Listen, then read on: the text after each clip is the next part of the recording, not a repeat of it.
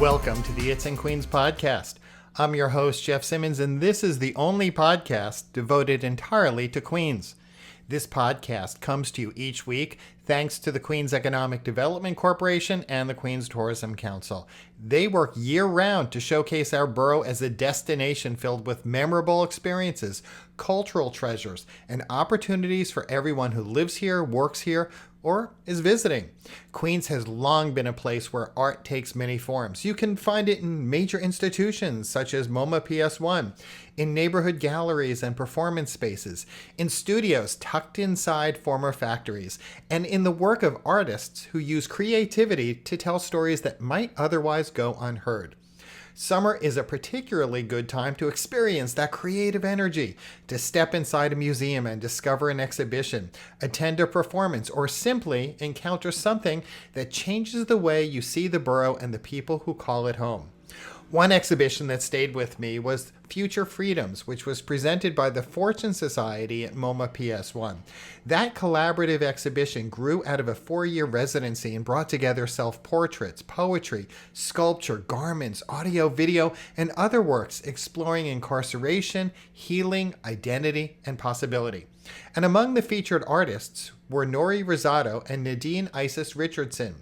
Both have been involved in the Fortune Society's Creative Arts programs, which give participants opportunities to build community and express themselves through creative writing and spoken word, music and theater, fashion, visual art, film, animation, and other forms of artistic expression. These initiatives are about much more than producing art. They're about connection and confidence and joy and the freedom to imagine a different future. They also create opportunities for artists to share their work with audiences who may never before have encountered their perspectives or their experiences.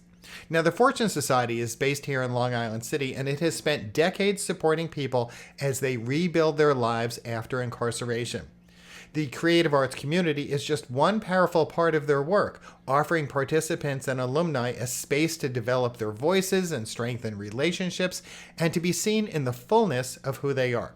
So this week, I'm incredibly happy to be joined by Rosado and Nadene Richardson for a conversation about art, resilience, self-expression, and the ways that creativity can help people heal, grow, and move forward.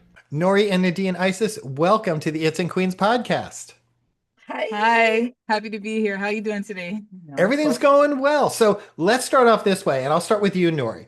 When did art first become an important part of your life? And I'm curious, like what forms of art you feel most connected to? So art became important to me during some of my hard times in life. It gave me the voice when I didn't always have words to explain what I was feeling. Today, I connect most with crochet, poetry, music, and storytelling. Every stitch I crochet and every poem I write tells a piece of my journal from surviving and healing. And Nadene? For me, my passion for art started as soon as I could pick up a pencil. I've been experimenting with sounds, colors, and textures ever since I could put my hands on anything. But like that ambition to get better started when I made my mom an I love you card and I drew a bunch of hearts or what I thought were hearts around it. And she laughed and I was like, what is wrong with it? It didn't have the pointy bottom, so it just looked like yeah. So from there I was determined to just do everything right as best as I could and realized I couldn't perfect art and it's never really done. So I just learned to move with that and have, gratitude with what I create. And speaking of creation, Nori, what does creating art allow you to say or process that might be harder to express in, say, an ordinary conversation?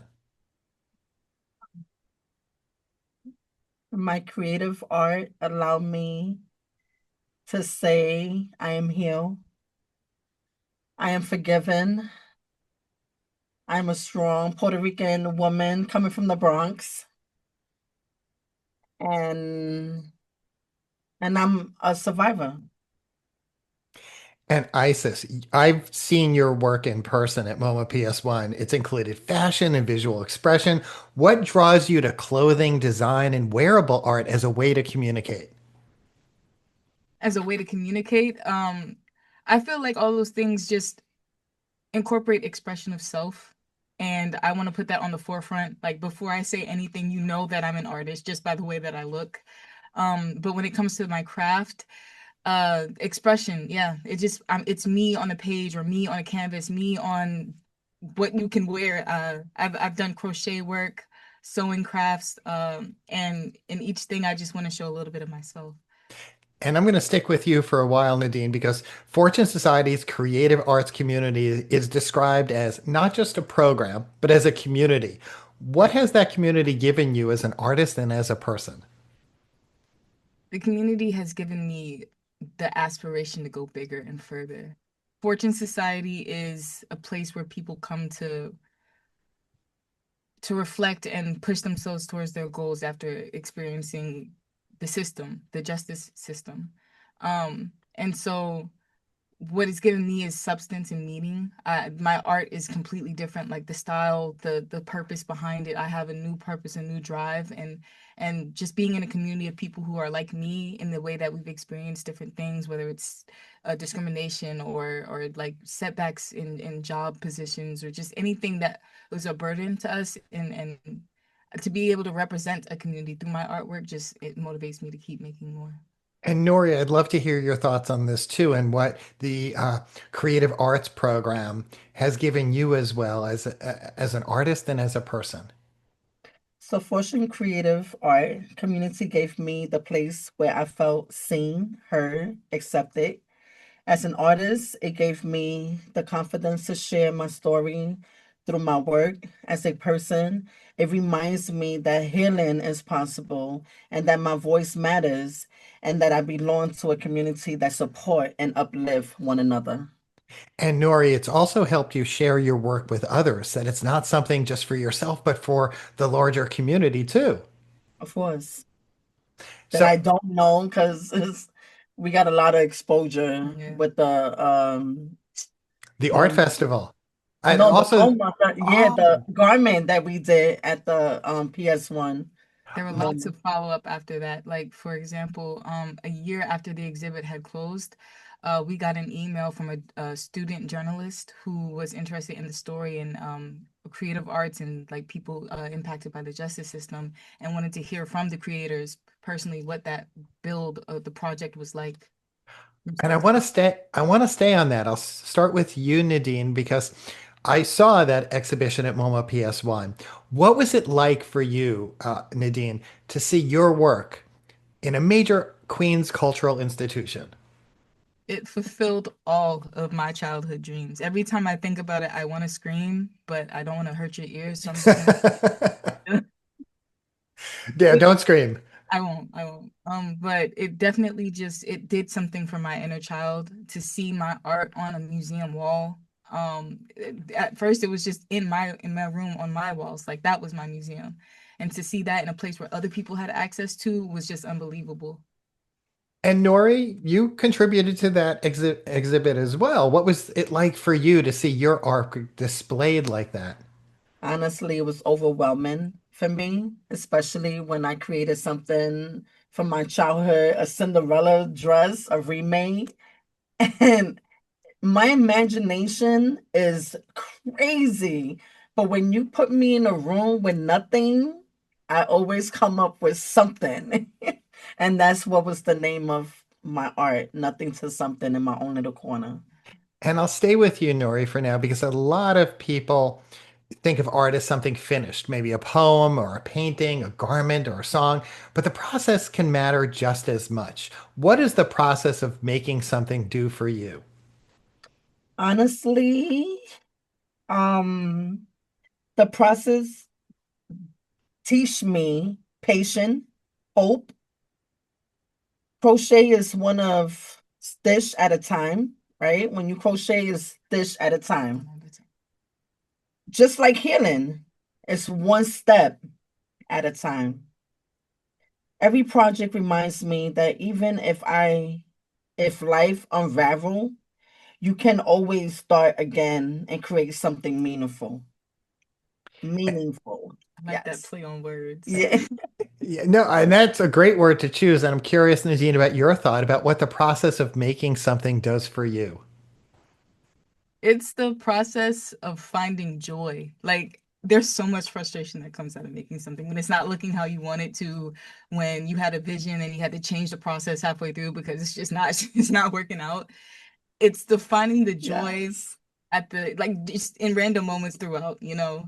It really is about that process because it's like, oh no, I got to start over. But during that museum project, we didn't have the time or space to start over. So it's like you got to work through your mistakes Yes. and realize at the end nobody can really tell that there were mistakes unless you point it out. I Yeah, agree. I agree with that that because part. because they think that was your original vision. They are only seeing the final project. They don't know what you went through unless you articulate it.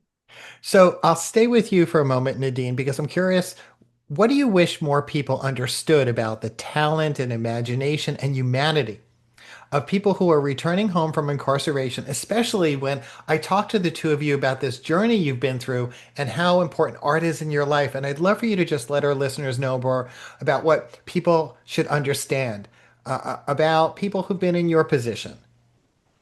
Um, I would like to say that the stigma that people put on justice impacted persons are not our limitations. And in those systems, people are dedicating time to art, reading, learning, growing.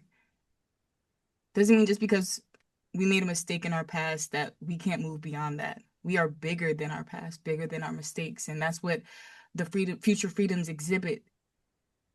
That's what it personified. The fact that we are bigger than our mistakes, to be on display at an international museum after the lowest moment in my life. I thought being arrested was the lowest moment in my life. And then to be in a museum because of the opportunities that fortune presented to make those connections, Hmm. there are no limitations just because we have an experience with the incarceration system. And Nori, I'd love your thoughts on that as well. What you wish more people understood about the talent, imagination, and humanity of people who are returning home from incarceration. I wish more people understand that incarceration doesn't define a person. People returning from incarceration having the talent, they have the talent of creating dreams and so much more. Someone who believes in them and give them the chance. We need people to look at their potential instead of their past, their creation, and have passion, more compassion with the community. I have to Yeah. say that's a wonderful note to end on. Nori and Nadine Isis, I want to thank you so much for appearing here on the It's a Queens podcast. And I want to wish you so much good wishes for your future endeavors, especially when it comes to your artwork. I expect that I'm going to see this on the world stage. Thank Thank you, you, Jeff. Of course, we'll Jeff. keep sharing. Thank you for having me. That was my conversation with Nori Rosado and Nadine Isis Richardson. My thanks to both of them for sharing their work and their perspectives, and to the Fortune Society for continuing to create opportunities for people across New York City to build community and develop their talents and, of course, move forward. To learn more about the Fortune Society and its programs, visit fortunesociety.org. Now, perhaps that conversation has inspired you to get out and experience more of what Queens has to offer. But with so much happening across the borough, where do you begin? That's where Rob Mackay comes in. Rob is with Queens Tourism Council and the Queens Economic Development Corporation, and each week he brings us a roundup of events and activities and destinations worth adding to your calendar. Here's this week's report. Hello, Jeff. Well, we're about to find out if this borough is big enough for Shakespeare, or maybe I should say two different Shakespeare troupes that put on free plays around the borough. We actually have, like I said, two troupes and three plays that are going to be going on. First, out in Rockaway, there's a 2-year-old group called Shakespeare on the Rocks, and they're going to do Much Ado About Nothing daily from July 16th, July 19th at that amphitheater on Beach 94th Street. Beautiful. You can watch the play and you'll be able to hear the waves crashing in the background. The other is our old steady, now in its 20th year, Hip to Hip Theater Company, which gives free performances all around the borough. Queens College, Long Island City, Volker Orth in Flushing. And they are going to be doing both As You Like It and Macbeth between the 28th of July and the 22nd of August. So they're going to give a whole bunch of performances in 10 different public spaces. Get more information at It's in Queens, and long live the Bard of Queens. All right, thanks. Thank you, Rob. For even more ideas about what to see, what to do, what to taste, and what to explore in our borough, then head right over to the It's in Queens website at itsinqueens.com. And for business news, resources, and information about how the Queens Economic Development Corporation can help you, help your business, or maybe a family members, well, visit queensny.org. queensny.org. And when you're there, make sure to sign up for their newsletter. As you make your way around the borough, snap a photo, share it with us. Make sure to use the tag It's in Queens when you post on Instagram. That way your picture could become our photo of the week.